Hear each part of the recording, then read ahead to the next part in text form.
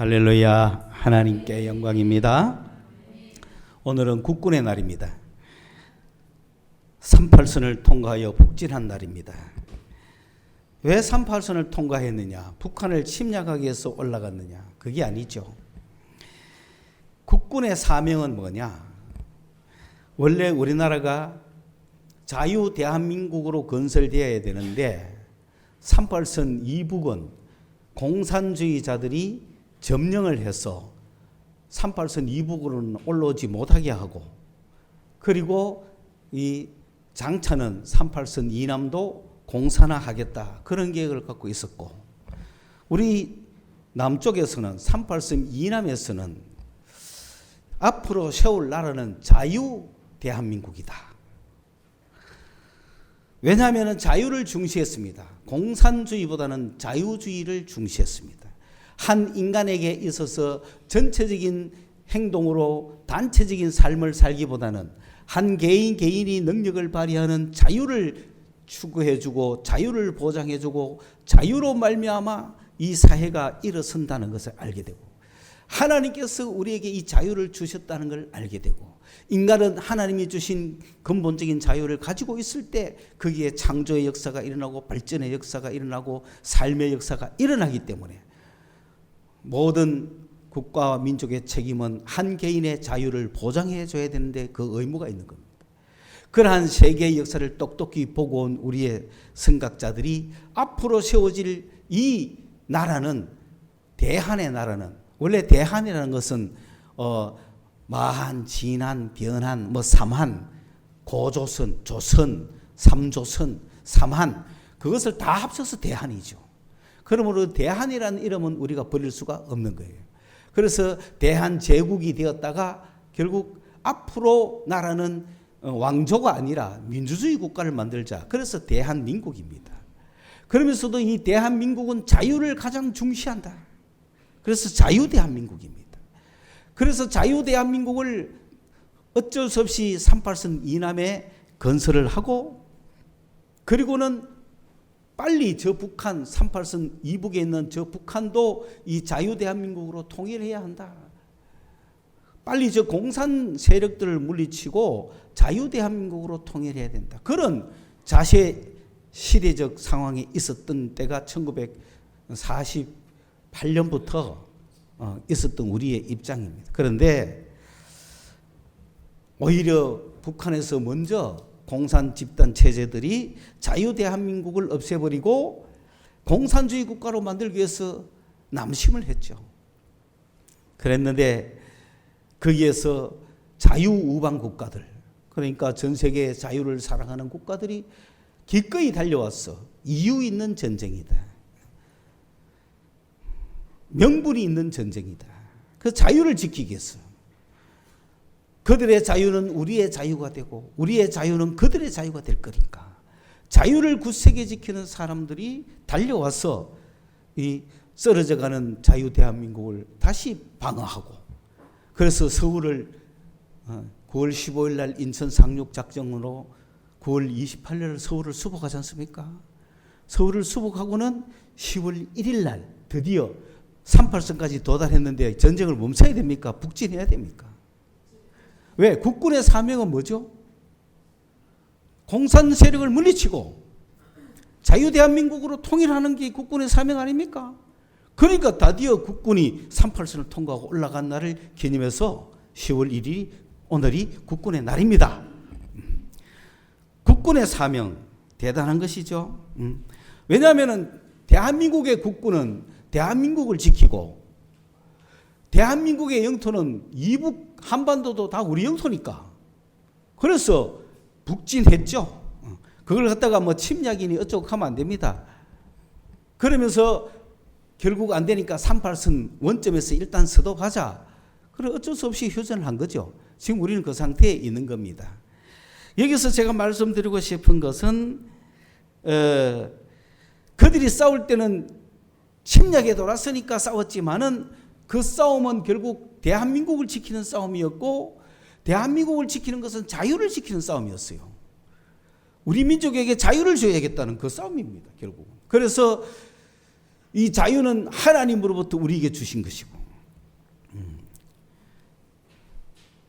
전 세계의 자유시민이 이 자유의 가치를 가지고 싸워나가야 됩니다. 죄에서 자유, 죽음에서 자유, 악에서 자유, 어떤 억압에서의 자유, 율법에서의 자유, 자유가 얼마나 중요합니까? 가난으로부터 자유, 질병으로부터 자유. 지금 대한민국은 자유가 넘쳐나고 있거든요. 여러분, 의과대학에 의사들이 많다고 욕하지 마세요. 그들이 대한민국 병원을 곳곳에 지키니까 지금 질병에서 대한민국은 자유된 거 아닙니까? 여러분, 가난, 경제개발로 가난, 기업들 욕하지 마세요. 기업이 있어가 엄청나게 우리 가난에서 다 해방되지 않습니까? 그러니 질병에서, 가난에서, 또 죄에서, 죽음에서, 악에서 자유함을 우리는 누리고 있는 겁니다. 아직도 우리의 자유를 억압해오는 그 자유와 여러분 맞싸우고 있지 않습니까? 자녀들은 부모로부터 옛날에 뭐라겠어? 자유를 달라. 며느리는 시어머니로부터 자유를 달라. 자유를 부르짖지 않았습니까? 아이들도 지금 선생들 보고 자유를 부르짖지 않습니까? 선생은 어떻게 하든지 제도 속에서 묶어 놓으려고. 아이들은 어떻게 하든지 자유를, 그거는 무분별한 자유지만, 그러나 그 정신은 아무도 못 막는 겁니다.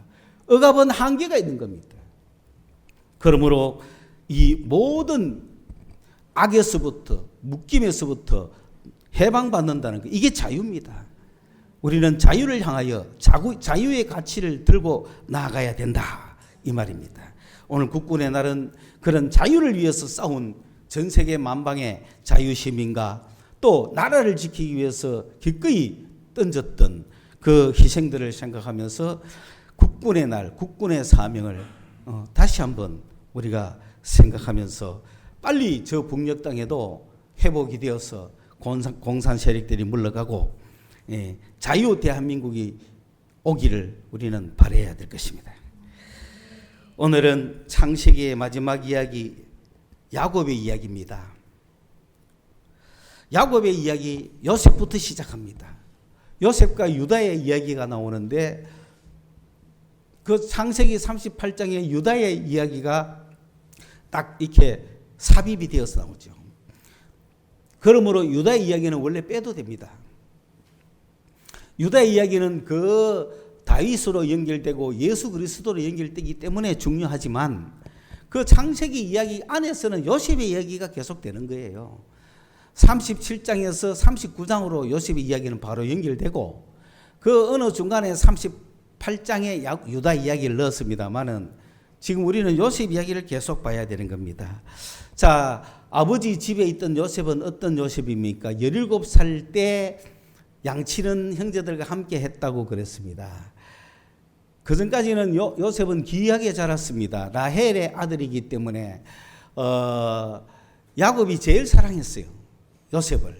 그래서 채색 옷을 집혀 입었다는 것은 그냥 다른 사람들은 그냥 무명옷 이런 거 막 입는데 요셉은 일부러 수작업을 해가 핸드메이드로 물감을 들였다는 거죠. 물감을. 이 원단에다가 물감을 입혔다. 그게 채색이죠. 그 채색 옷을 입혔어요. 얼마나 화려했겠어요. 요셉은 빛났겠죠. 자, 세상적으로 보면 참 형제들로부터 미움 당하겠어요, 안 당하겠어요? 이게 인간이라. 이게 형제려. 신앙의 형제들은 그러면 안 됩니다. 그렇잖아요? 아버지가 누구를 더 사랑하면 잘한다 해줘야 될 거 아니에요? 아버지가 누구한테 좋은 옷 입히면 나는 못 입지만 니는 입었네 하고 박수 쳐줘야 되는 거 아닙니까? 근데 세상 인간들은 뭐예요? 안 그렇잖아.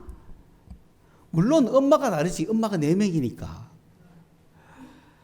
그런데 거기서 이렇게 첩의 두 첩의 아들과 함께 요셉을 또 그 말로 놔둡니까? 좀 혼자 그 레아의 그 유다 밑에나 그 어디 붙여놓죠. 요셉을 또 해필 왜 또 그거 붙여놓습니까? 그거는 또 아이러니하다 이거지. 아버지는 아무 생각이 없다는 거죠. 12아들이면 다 12아들이지 설마 형제끼리 치고받는지를 몰라요. 맞죠? 여러분 아버지 몰래 싸우잖아. 형제들 싸우는 거. 그치? 저 지금 둘이 앉았지만 얼마나 치고받았겠어요. 아버지는 알 리가 없다는 거지. 아버지가 알 거라고 생각하지. 그러나 모릅니다. 사실 말하면.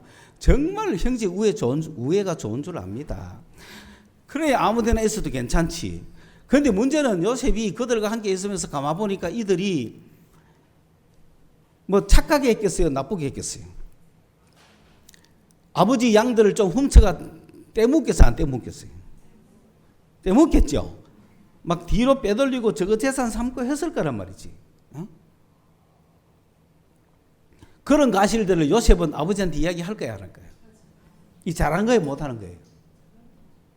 응? 여러분 어떻게 살 거예요? 이미 예수 믿는 사람은요, 예수 보고 살아야 됩니다. 이미 우리가 신앙 가졌는데 타협할 수 없습니다. 그러니까 신자와 불신자라고 보면 됩니다. 거기서 요셉이 침묵하고 종기 조탁하고 형들한테 미움 안 당하려고 하면 안 됩니다. 아버지한테 사랑받는데 형들한테 미움 안 당하려고 아버지를 배신하면 되겠습니까? 일편단심이 중요한 거예요. 그것이 옳다면 그렇게 가는 겁니다.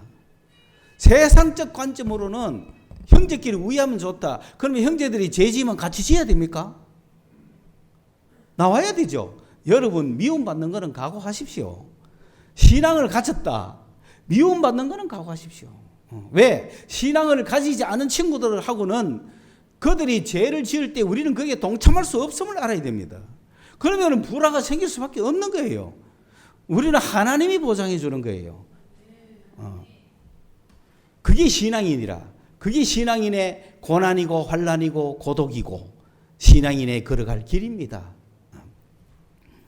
그러나 그 길이 반드시 승리합니다. 반드시 그 신앙인의 그 행동, 신앙인으로 말미암아 그 믿지 않는 형제도 구원받을 거예요. 결국은. 그래서 요셉은 형들은 채색 옷 입고 형이 아버지가 요셉을 편애하니까 바로 그거 자체로 미워했습니다. 사실 미워하면 안 되는데. 그러다가 오늘 꿈 이야기를 합니다. 요셉이 내 꿈 꿨다 형들 한번 들어봐라. 12명 너가 나한테 다 절하더라. 형들이 어떻게 했어요?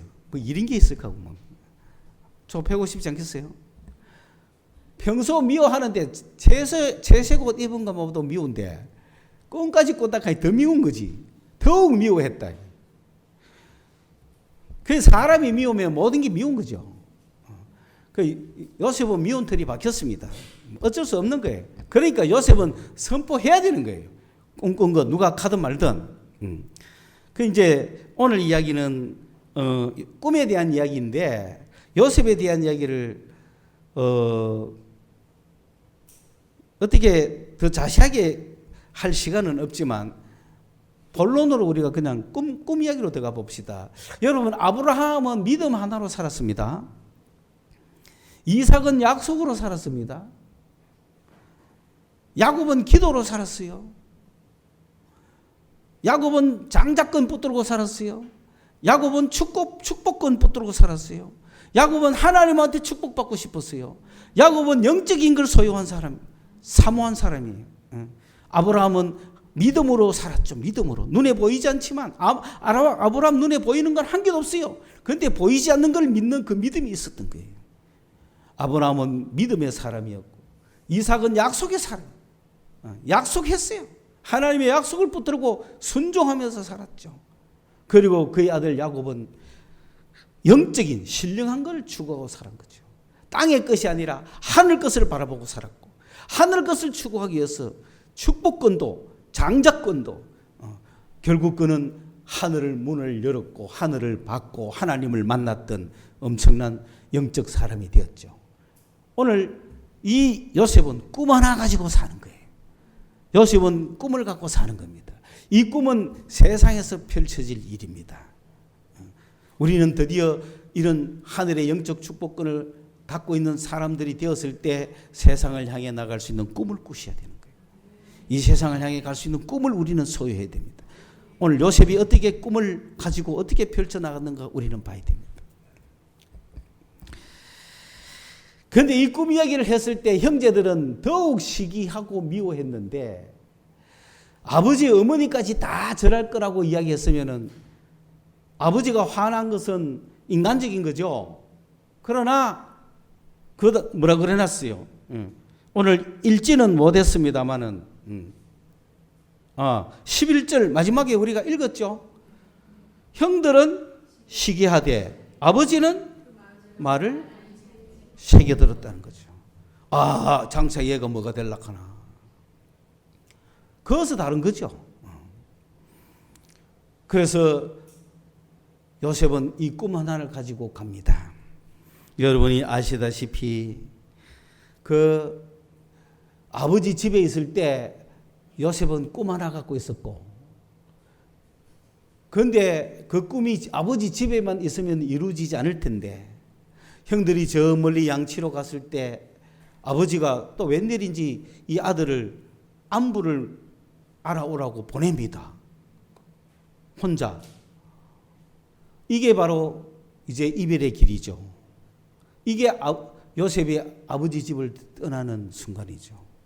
이게 선교입니다. 너는 가서 봐라. 가가 보고 온나. 가서 봐라. 그리고 나한테 보고해라. 너무 단순하고 인간적인 눈으로 보면 아무것도 아닌 것지만 이 출발은 요셉이 꿈을 이루기 위하여 출발하는 거예요. 요셉이 형들을 갔다가 만나고 다시 돌아왔다면 아무 일 없을 텐데 그렇지 않습니다. 세겜에 가보니까 형들이 없어요. 드디어 그때부터 멘붕이 온 겁니다. 어디로 갔지? 방황하는데 어떤 사람, 이 어떤 사람은 분명히 하나님이 보낸 사람일 거예요. 왜 누구 찾노? 이러니까 우리 형들 찾습니다. 내가 들어보니 저 도단으로 갔다 그래. 그래요? 그래서 거기서 요셉이 도단으로 갑니다. 도단으로 가는데 방황하면서 갑니다. 정말 형들을 만나 있어서 건지 길거리에서 죽을 수도 있는데, 그런데 그때 어떻게 합니까? 도단의 형들이 멀리서 보다가 요셉이 오거든요. 그래서 꿈꾸는 자가 오는도다. 그러니까 요셉은 꿈밖에 없다는 걸 형들도 알고 있습니다. 이 정도는 꿈을 가 있어야죠. 여러분이 꿈을 가 있어야죠. 꿈꾸는 자가 오는다다. 근데 이 형들은 어떤 마음이 드느냐. 자, 우리가 시험 한번 해보자. 네 꿈대로 되나 안 되나 한번 보자. 니를 죽여보면 끝나는 거 아니냐. 죽여버리고 구덩이에 던져 넣어버리자. 그거 우리 모른다고 하면 그만이잖아. 야, 그런 음모와 계략이 우리의 꿈을 말살시키기 위한 세력들이 있습니다. 우리는 앞으로 꿈 하나 갖고 살아야 되는데 이 꿈을 말살시키고 살 겁니다. 그때 르우벤이 그래도 장자라고 그러면 안 되잖아요. 막내 동생 11번째 동생인데, 야, 그래도 죽이지는 말자. 형제 아니냐. 우리 손으로 피 흘리게 하지 말자. 그냥 죽이지 말고 그냥 구덩이에 던져 넣자. 구덩이에 넣으면 못 나오거든요. 누가 건져내 주지 않으면 못 나오는 게 구덩이입니다. 우리를 악에 들게 하지 마시고, 그죠? 다만 악에서 구하소서 하세요. 그 악이 구덩이라는 뜻입니다. 악에 빠지면 누가 구해줘야 되는 거예요. 구해줘야. 악의 소굴에 들어가 있는 사람 구해줘야 돼요. 혼자 못 나옵니다. 그래서 르우벤이 그런 말 하니까 죽일 수는 없고, 그러니까 산채로 던지었습니다. 그 이유는 르우벤은 나중에 아무도 안 볼 때 요셉 끌어올리가 집에 보내려고 딱 생각하고 있었거든요. 그래도 형답죠, 그죠? 그 제일 큰 형이 다르긴 좀 다르죠, 그런 면에서는. 그런데 이제 그러니까 요셉을 오자마자 잡아가지고 던지었습니다. 참 기가 막히죠. 성경에는 한마디도 안 나오지만 요셉이 부르짖었을까요? 안 부르짖었을까요? 부르짖었겠죠. 형들 왜 이러느냐고 안 그랬겠어요? 살려달라고 애를 썼겠죠. 그런데 이미 차가운 마음에, 미움은 살인인데. 그래서 그렇게 있는데 유다가 야, 우리 형제 죽이가 무슨 우리가 유익이 있냐. 미디안에서 애굽으로 내려가는 상인들이 있는데 저 노예로 팔자. 그거 좋겠다. 우리가 주기가 뭐 하겠노? 그냥 팔자. 그 유다는 르우벤의 어떤 의도를 몰랐기 때문에 유다는 유다 나름대로 요셉을 보면서 주기가 뭐 하겠노? 팔자. 그래서 그거 좋다 해가 그 상인들의 손에 팔았죠. 20을 받고 팔았습니다. 인신매매를 한 거죠. 그래서 이제 나중에 르우벤이 와보니까 요셉이 없거든요. 그 큰일 났다. 왜 됐노? 내가 어떻게 아버지 얼굴을 보겠노? 막 하고 방황하죠. 그러니까 어쩔 수 없이 염소를 죽여가 요셉의 옷을 묻혀가 아버지한테 보내가 아버지 보세요. 이거 누구 옷입니까? 아이고 내 아들 요셉 옷 맞다. 동물에게 찢겨 죽었구나. 그러니까 이제 야곱이 슬퍼했죠. 그렇게 일단락이 끝났습니다. 그게 헤브론에서 야곱이 살고 있는 헤브론에서 끝난 이야기입니다. 이제 두 번째 이야기는 본격적인 요셉 이야기부터 시작합니다. 자, 애굽 땅에 팔려간 요셉은 어떻게 됐을까요? 여러분이 알다시피 거기서 어떻게 된지 여러분 다 잘 아시죠? 그런데 거기서 요셉은 뭐 하나 갖고 살았다고요? 꿈 하나 갖고 사는 거예요. 꿈 하나 가지고. 놀라운 사실은 요셉이 애굽에 도착했을 때 거기에 누가 함께 있었을까요? 하나님이 함께 있었대요. 이게 바로 성부는 끝난 거죠. 하나님이 함께 있었다. 하나님이 함께 있으니까 어떤 사람이 됐을까? 만사 형통한 사람입니다. 여러분 하나님이 함께 하는데 걱정이 있습니까? 염려가 있습니까? 하나님이 함께 하니까 어딘들 애굽인들 어딘들 걱정이 없는 거죠. 염려가 없는 겁니다. 그게 요셉에게 왔던 축복이죠. 요셉은 그 꿈을 가지고 있었고 그 꿈을 포기하지 않았고 하나님은 요셉과 함께 하면서 그 꿈을 이루실 거예요.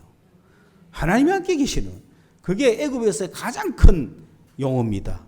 여호와가 함께 했더라. 그 이만하면 됐지 뭐. 그죠? 이게 우리 신앙인들의 삶의 목표죠. 그런 요셉이 꿈을 포기하지 않고 있었고 하나님이 함께 하심으로 하는 일마다 잘 됐나? 하는 일마다. 하나님이 함께 하니까 하는 일마다 잘. 하나님의 손이 함께 했다는 거죠. 그러니까 손대는 것마다 전부 다 마이다스의 손이 돼요. 그런데 요셉이 어디에 팔렸느냐면은 그 바로 왕의 경비대장, 경호실장한테 팔렸거든요. 그 경호실장 집에서 종노릇을 하는데 거기서 만사 형통한 거예요. 그러니까 총무를 맡아버리잖아요. 모든 일을 다 관장합니다. 그런데 이 요셉을 무너뜨리기 위해서 보디발의 아내가 등장하죠. 가장 강력한 적수입니다. 그죠? 청년에게는 어떻게 이걸 이길 수 있겠어요? 꿈이 있기 때문에 이기는 거예요. 꿈이 있기 때문에. 그러니까 요셉이 어떤 사람이냐면 이게 외모, 체격이 아담했대. 그러니까 비율이 잘 맞는 거예요. 예쁜 거예요. 얼굴도 예뻐요. 요셉이. 얼굴도 예쁘고 비율도 뭐 키가 크고 뭐 신체가 좋다 이런 뜻이 아닙니다. 뭐가 잘 맞다?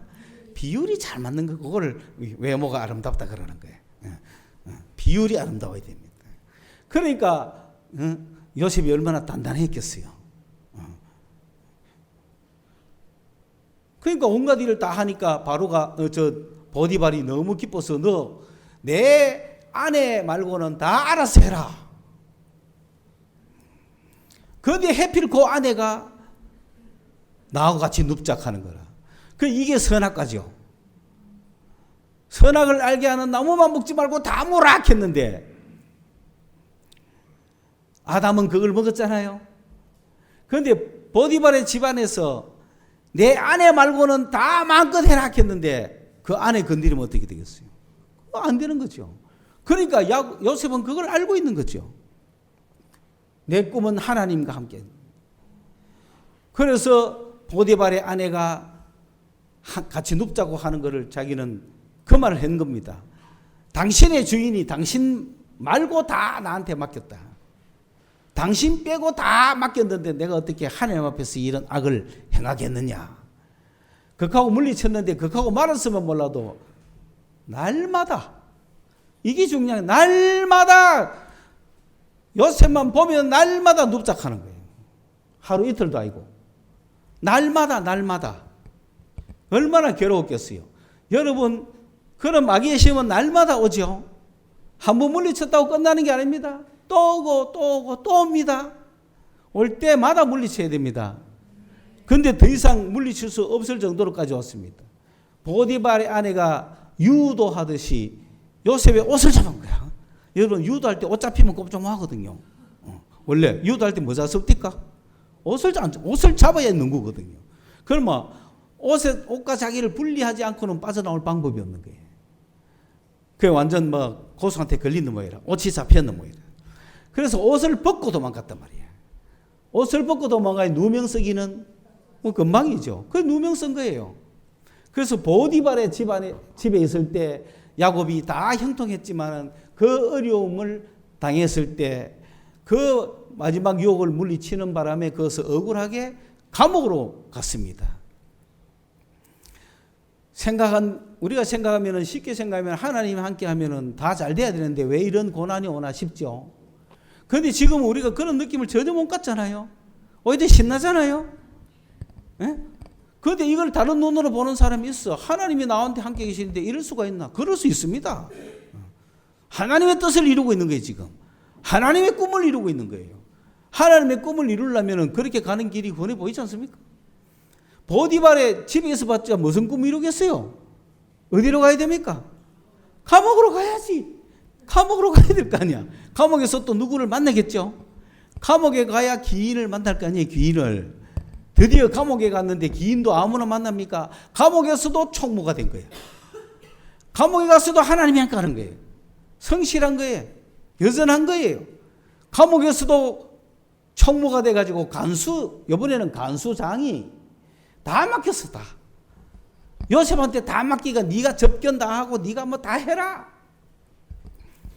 그러니까 감옥에서 간수장이 다 맡기는 바람에 요셉이 감옥 총무가 돼가 있으니까 거기에 누가 들어오는지 누가 나오는지 다 압니다. 그런데 어느 날 거물급이 들어온 거죠. 왕의 술잔 맡은 가장 중요한 직책의 두 비서실장이 감옥에 들어온 거죠. 하루아침에. 왜? 왕이 노했단 말이에요.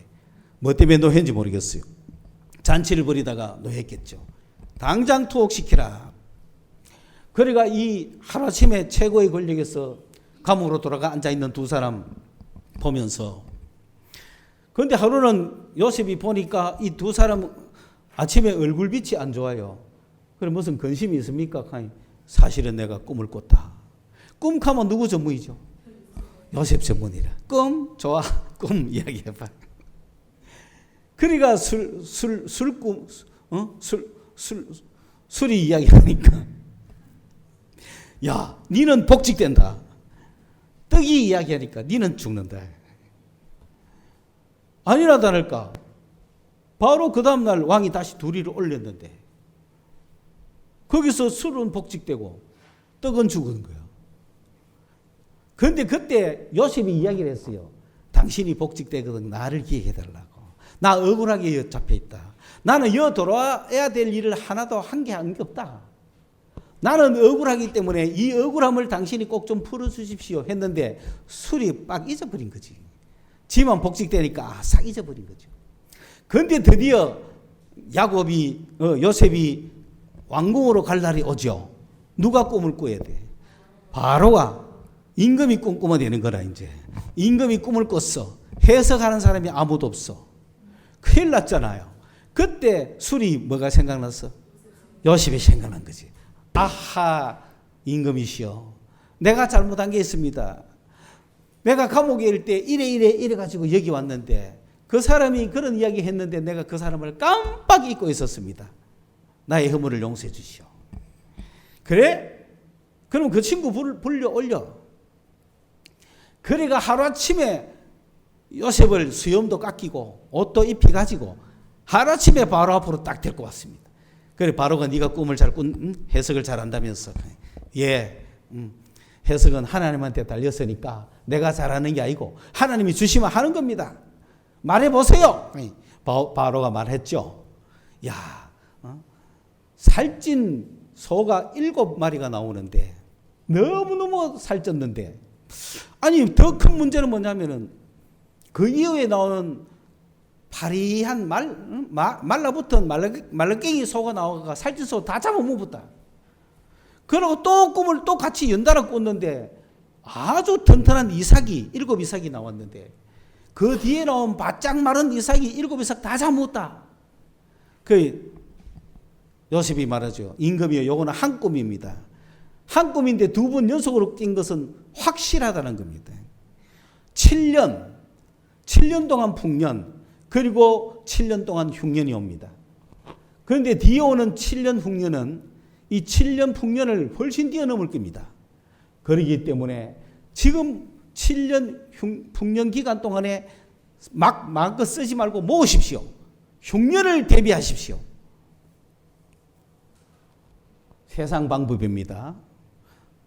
5분의 1을 모으십시오. 10의 2조죠.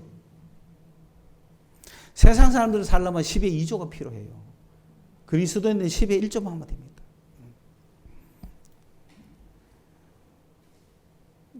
그렇죠? 여러분 11조가 나와요? 12조가 나와요? 세상 사람 여러분의 힘으로 살려면 10의 2조 해야 돼요. 그런데 하나님 앞에 보면 10의 1조, 열의 하나만 달라는 거죠.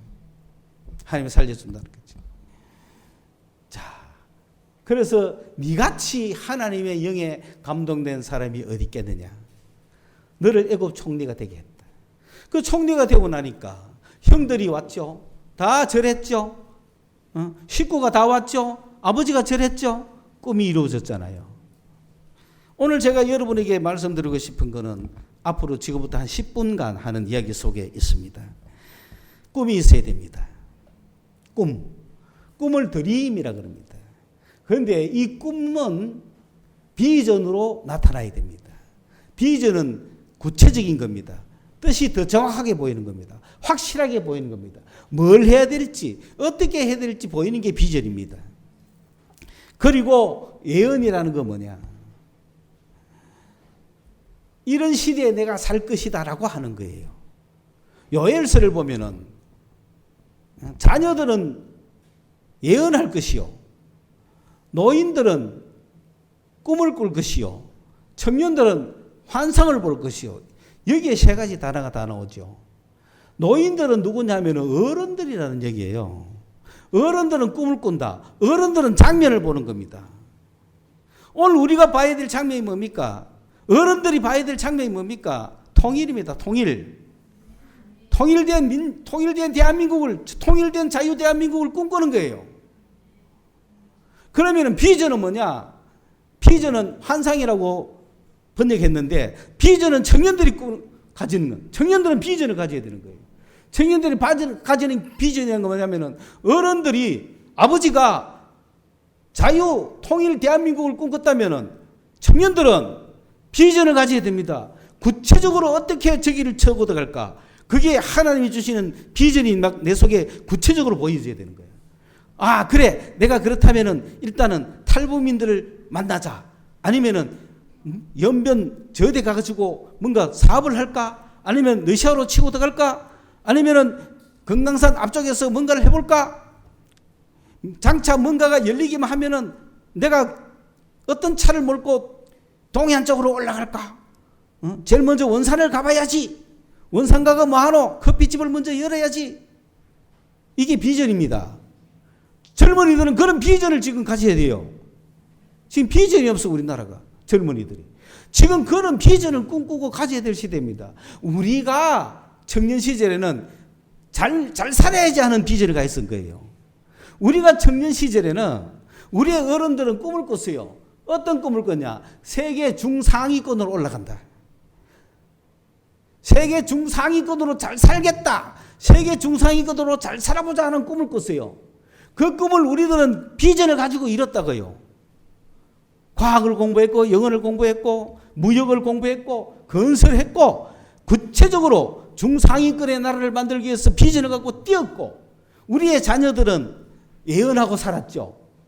아파트에 살 거야. 자동차 타고 살 거야. 이루어졌잖아요. 그리고 세대가 내려왔습니다. 우리는 이제 무슨 꿈을 꾸느냐? 통일 자유 대한민국을 꿈꾸는 거예요. 장차 통일된 나라를 꿈꾸는 거예요. 그러면 여러분은 비전을 가져야 되는 거예요. 어떻게 하면 저 북한의 통일을 이룰 수 있을까? 통일된 북한에서 나는 뭘 할까? 비전이 있어야 됩니다. 애들을 역사를 가르칠까? 아니면은 그들에게 경제 건설은 누구나 할 거고 구체적인 꿈이 여러분에게 다가왔을 때 그걸 비전이라 그러는 거예요. 하나님이 여러분에게 그런 비전을 주시기를 바랍니다. 우리 젊은이들은 그런 비전을 받기 위해서 기도하시기 바랍니다. 그러면은 그 다음 세대는 어떻게 꿈꾸느냐? 통일된 세상에서 어떻게 사는 소망을 가지는 그걸 예언이라 그래요. 자녀들은 예언할 것이다. 야, 우리는 통일된 나라에서 남북끼리 미팅하고, 그죠? 평양 고등학교 학생들 만나가, 그지? 모란봉에 올라가 춤 한번 추고. 이런 게 예언이야. 그걸 꿈꾸는 거야. 그래, 너 온나? 대구로 내가 초청할게. KTX 타고 와. 평양과 대구에서 만나고. 신나지 않습니까? 동무들 교사면, 그죠? 야, 내가 네 동무야. 교사면서, 그죠? 남북이 서로. 이해됐습니까?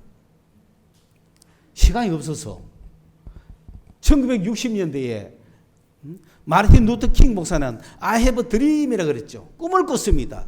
흑인과 백인 소년이 함께 손잡고 한 잔디밭에서 뛰노는 꿈을 꿨어요. 그런데 그 비전을 누가 받았어요? 그 다음 세대가 받잖아요. 이미 그들은 구체적으로 어떻게 하면은 그 일이 이루어지는가. 그래서 그 흑인 인권운동가들, 그러면서 흑인과 백백이 그런 전혀 차이가 없는 개념을 만드는 세상을 만들었고, 지금은 아무 문제가 없잖아요. 꿈은 그렇게 비전과 예언을 통해서 이루어지는 거예요. 오늘 우리 대한민국은 그런 꿈을 가져야 됩니다. 우리 노년들이 꿈꿔줘야 되는 거예요. 어른들이 꿈꿔줘야 되는 거예요. 우리 어른들은 어떤 꿈을 꾸고 있습니까? 우리 어른들은 지금 남아있는 꿈은 자유통일 대한민국밖에 없습니다. 통일된 대한민국을 꿈꾸고 있는 거야. 그러면은 젊은이들은 구체적으로 어떻게 북한으로 치고 들어갈까? 어떻게 하면 북한으로 치고 들어가서 북한이 공산체제가 무너지고 자유 대한민국으로 체제가 바뀔 수 있을까? 그에 대한 비전을 청년들이 확실히 가져야 된다 이 말입니다. 하나님이 함께 해줄 거니까. 그리고 우리 자녀 세대들, 중학생들, 초등학생들을 저들은 예언을 하는 거죠. 어떤 예언합니까? 아, 나 개마고원 가고 한번 놀아봐야지. 야, 평양에, 야, 대동강에서 썰매 한번 타볼까? 그게 예언입니다. 그런 날이 올 거다! 라고 하는 그게 예언입니다. 그렇지 않습니까, 여러분? 준비해야 되는 거예요. 일단은 평양은 경쟁이 너무 싫을 거고, 우리는 일단 원산으로 갑시다. 원산가가 일단 아이스크림을 팝시다. 베스킨 라빈슨. 이런 거 지금 우리가 대리점 하나 가 있다가 평양, 원산에 베스킨 라빈슨 만드는 거야. 그런 게 지금 예언이에요, 예언.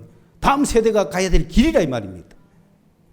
그래서 노인들이 꿈을 꾸고 청년들이 비전을 품고 자녀들이 예언을 하는 거예요. 저는 이런 비전을 갖고 있습니다. 그러면서 마지막으로 우리 교회가 갖고 있는 비전이 뭐냐? 나와 여러분이 갖고, 내 비전이 여러분의 비전이 되고 나와 여러분의 비전이 우리 교회의 비전이 되어야 됩니다. 우리 교회는 어떤 비전을 갖고 있느냐? 어떤 꿈을 갖고 있느냐? 어떤 예언을 갖고 있느냐? 말씀드립니다. 우리 교회는 이런 꿈을 갖고 있습니다. 지금 한국 땅에서 개척된 지 20년이 됐지만 꿈을 꾸고 있었습니다. 우리는 꿈꾸고 있었습니다. 그 꿈이 구체적으로 어떻게 되느냐? 첫째, 이런 꿈입니다. 우리 교회는 모든 성도들이 기도하는 꿈입니다. 방언으로 기도하는 꿈입니다. 그 많은 물소리가 됩니다. 랄랄랄랄랄랄라 콸콸콸콸콸콸. 여러분 많은 물소리 들어보셨습니까? 홍수 때 물이 콸 하는 소리 들어봤습니까? 기도가 그래 돼야 되는 거예요.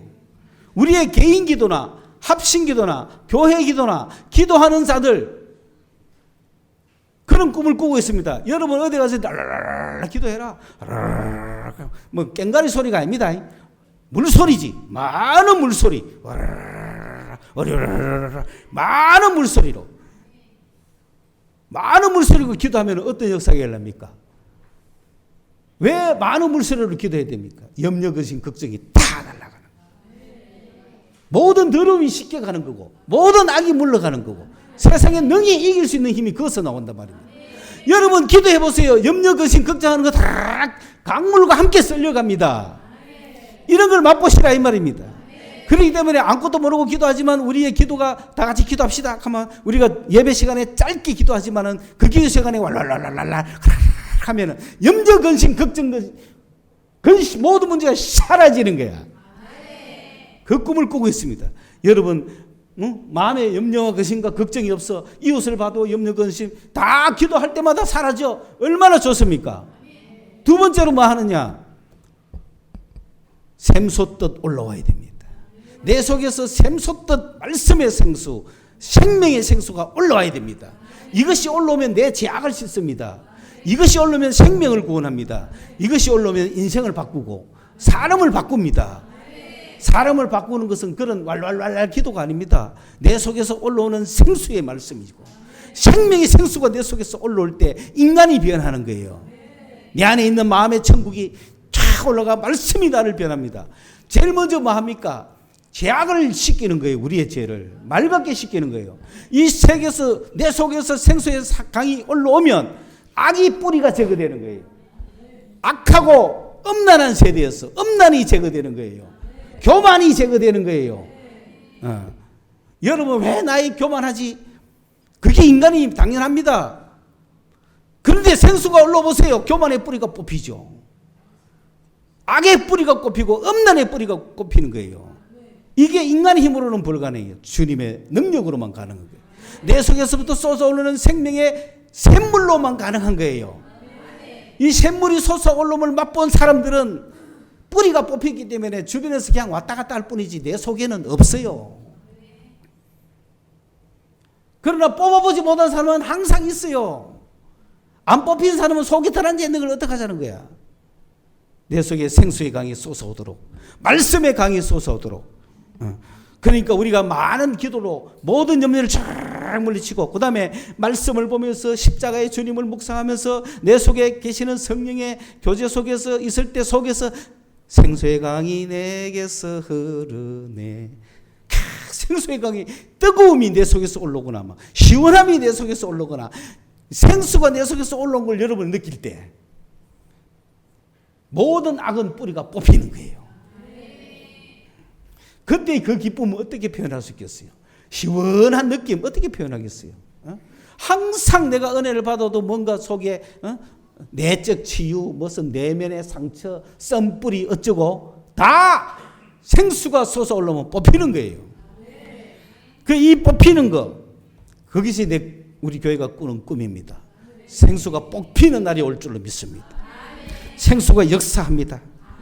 세 번째는 그렇게 해서 많은 물소리와 같은 기도가 여러분 속에 바바바바바 넘치면서 염려, 근심, 걱정 없이 살아가면서 말씀을 나누고 듣고 할 때 십자가 앞에서 주님과 교제할 때 생수의 강이 내 속에서 팍팍팍 올라오가 나의 모든 죄악이 씻겨지고 내 안에 악이 날아가고 교만이 날아가고 음란이 날아가고 그런 세상에 붙은 것들이 확 날아가 기쁨이 넘치는 사람이 될 때 이 사람이 비로소 너는 가라. 선교로 가야 됩니다. 보냄을 받은 선교자가 되어야 됩니다. 그럼 우리 교회는 제일 먼저 무슨 선교를 할 것 같습니까? 저는 이 지역의 이주민들이 동남아 너무 많아. 한국 사람보다 더 많이 만나. 이 동네 가면 한국 사람 한 명 만날 동 말동이야. 전부 샬라 꼴레바니 지나가면서 방언을 얼마나 많이 하는지 모릅니다. 못 알아듣겠어. 떼블라블라블라블라블라 자꾸 색하는 사람도 있고 진짜 방언이 그래요. 그래 우리 방언이 다른 나라 말 아닌 줄 알지만 다른 나라 말하고 비슷합니다. 해보면 그렇게 말해요. 옆에 둘이 지나가는데 그 사람이 있어. 그러니까 언젠간 저들을 다 우리가 예수 그리스도를 전해주는 선교지가 돼야 되고 그러다가 한국인도 제외하지는 맙시다. 한국인도 믿겠다 하면 믿게 해줍시다. 우리는 그런 주님이 보내지는 선교를 할 수 있는 그날을 기다리고 그 꿈을 우리가 꾸고 있습니다. 이 꿈을 우리가 이야기했을 때 우리의 젊은이들은 비전을 가지시라고요. 이거에 대한 비전을 가지시라고요. 구체적으로. 그리고는 자녀들이 예언할 그런 세계에 살 수 있다. 우리는 그러면 어떤 세계에 사느냐? 우리가 사는 세상 너무 좋아. 어떤 세상이냐? 늘 기도로 걱정, 의심, 염려가 날아가고 있고 샘 솟는 말씀으로 우리의 제약이 다 맑게 쉽게가 이웃과 화평을 누리고 누구에게나 친절을 베풀고 평화를 말하고 샬롬을 말하고 그런 세대가 올 거야. 그런 세상이 올 거야라고 우리의 자녀들은 예언을 하고 있다 이 말입니다. 오늘 요셉의 꿈에 대해서 요셉의 친구들, 요셉의 형제들은 뭐라고 이야기했느냐?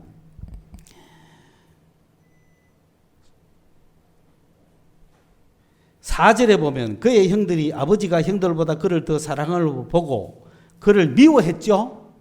미워하여 그에게 편안하게 말할 수 없었다. 이 말이 무슨 말인 거 압니까?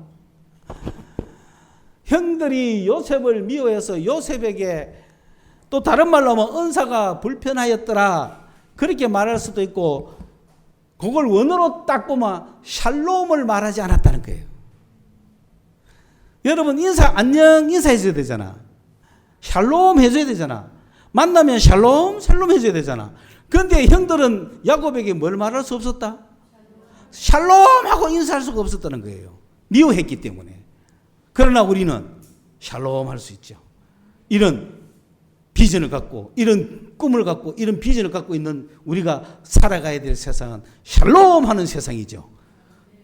누구나에게 다 샬롬을 외칠 수 있는 그런 사람들이 되는 세상을 만들어야 되지 않겠습니까? 대한민국 대구 땅에 달서구의 성서 땅에 이곡 신당동을 왔다 갔다 하는 이곳에서 성서공단을 끼고 있는 우리가 샬롬을 만들어야 되지 않습니까? 샬롬부터 만들어가 내려오는 게 아니라 꿈부터 꾸고 우리 교회가 꿈을 꾸는 거예요. 우리 교회의 꿈은 뭐냐? 걱정, 의심이 다 날아가는 기도를 하고 우리 속에서부터 쏠라오는 생명의 샘물이 우리를 막 기쁘게 하고 그렇게 해서 이 보는 사람마다 샬롬을 자동으로 외치는 그래서 샬롬의 세계를 만드는 그게 우리 교회가 갖고 있는 꿈이다. 기도하겠습니다. 하나님 아버지 감사합니다. 우리에게 꿈을 주심을 감사합니다. 우리의 젊은이들에게 비전을 주시옵소서. 비전을 가진 자와 비전을 갖지 않은 자의 삶이 그렇게 다르다는 것을 저희들이 알고 있습니다. 우리 사랑하는 청년들에게 비전을 주시옵소서. 그리고 우리의 자녀들이 예언할 수 있는 그 세계에 살아가게 하여 주시옵소서. 예수님의 이름으로 기도드리옵나이다. 아멘.